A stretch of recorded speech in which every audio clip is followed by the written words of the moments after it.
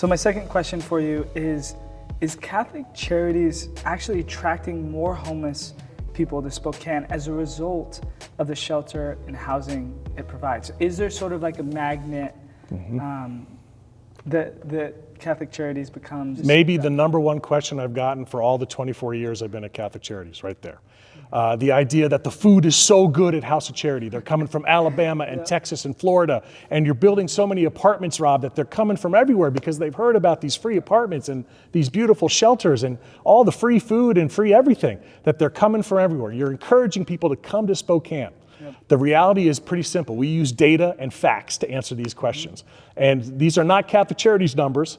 These are City of Spokane and State of Washington numbers. The downtown chronic street homeless population in Spokane, Washington, over 80%, more like 84, 85%, were born and raised within 75 miles of downtown Spokane. Wow. These are our people. That's the reality. Now, does someone come through town on their way to somewhere else? Yeah.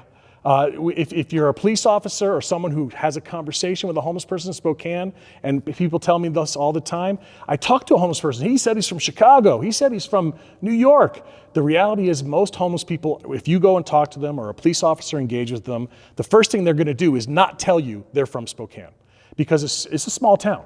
And as soon as I tell you, well, I'm from Spokane, you're gonna say, well, what school did you go to? Oh my God, I went to that school. My mom taught at that elementary school. And people, unfortunately, the homeless population is often embarrassed and ashamed of their homelessness. They don't want to have anyone figure out who they are. They don't want to find out that there's 2 degrees of separation with almost anyone I talk to because I'm from around here.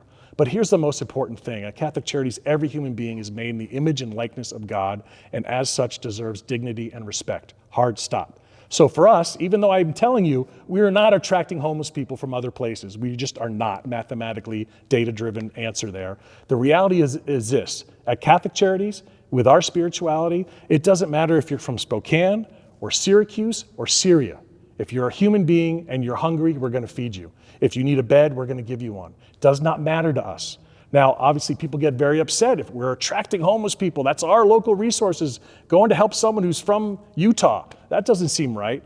And I get that anger and that dissonance is there. But for us, we serve all human beings. Anyone who needs help, we're going to serve them. But here's the good news. 85% or so of our homeless population, they're from Spokane. They're our people.